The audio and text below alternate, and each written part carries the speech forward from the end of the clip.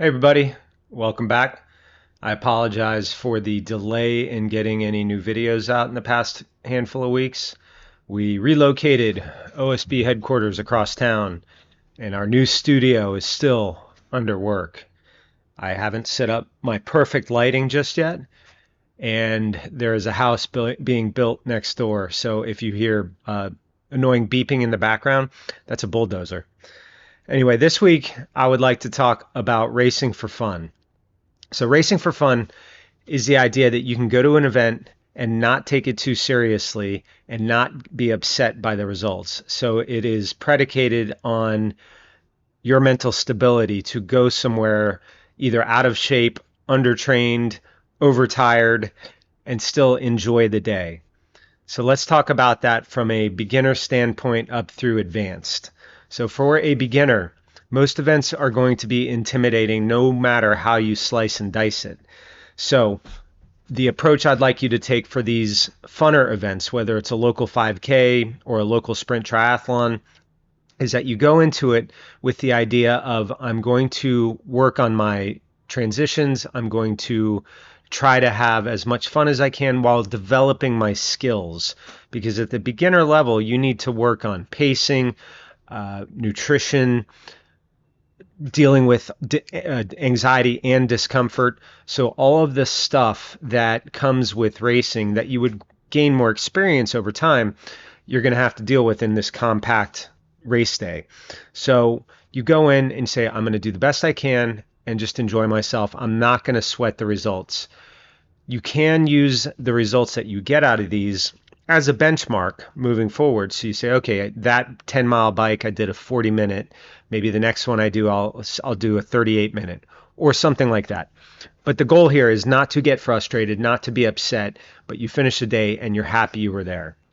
For intermediate athletes, this is where you can start using your local races more as a test day or as just a harder training day. And I like to encourage my athletes to do this fairly frequently. Now, races are not inexpensive, so it's difficult for most of us to race every weekend or every other weekend. So maybe once a month you can pick an event, whether it's, again, local sprint, local Olympic distance, local running race, bike race, open water swim, whatever it might be. You say, okay, I'm going to use that as a practice. I'm going to see what kind of time I get, what kind of heart rate or power I'm achieving on these. And again, I'm going to enjoy the day. I'm going to have fun with it. I'm not going to blow myself up over the results if I don't achieve what I thought I might otherwise. For advanced athletes, this is where you would build this certainly a little more into your schedule. So it's a planned event. Not that you have to plan your life out 12 months in advance, but 6 months is helpful. And certainly you can afford to change things up and jump in a local event should one occur to you or a new one shows up. But now you really have two or three approaches. The first approach is that you're going to use it just as a hard training day.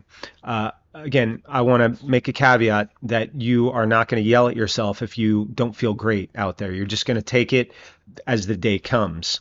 The second one is that you rest that week and you actually are trying to see your thresholds. Maybe you're going to go as hard as you can on the bike and just the run is what it is, or you hold back a little bit on the bike and you see what you can do on the run. So different approaches as far as threshold testing goes.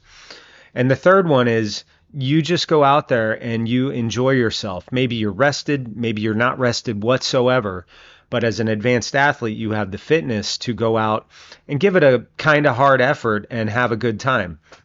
That is okay. You're allowed to have fun with endurance racing and endurance training. In fact, I would argue if you are not enjoying quite a bit of it, then you need to reevaluate why you are there in the first place. It's okay to set goals, to set achievement levels, to pursue greatness in whatever form it comes, but you need to have fun along the way.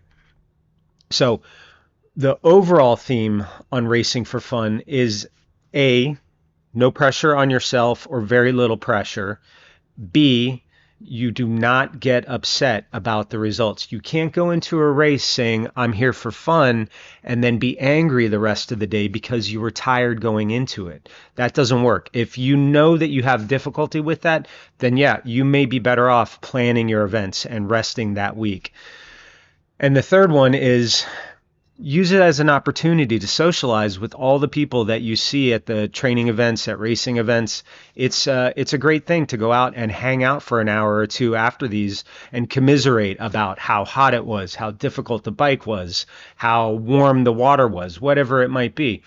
But if you are involved in endurance sports, you really, really should become part of the community. And the best way to become part of the community is to hang out afterwards and be a human being, right? You know, say hi to everybody, ask people how their day was, all that normal human stuff, okay? You can't be a robot and train 99% of the time and just show up on race day and expect to, have a great time if you never do it. So, this one has been about racing for fun. I hope if you have not thought about that before, you can approach some of these races like that. Personally, I try to find one or two events a month, just a local 5K, jump in. Maybe I don't feel great, but I'm happy I'm there.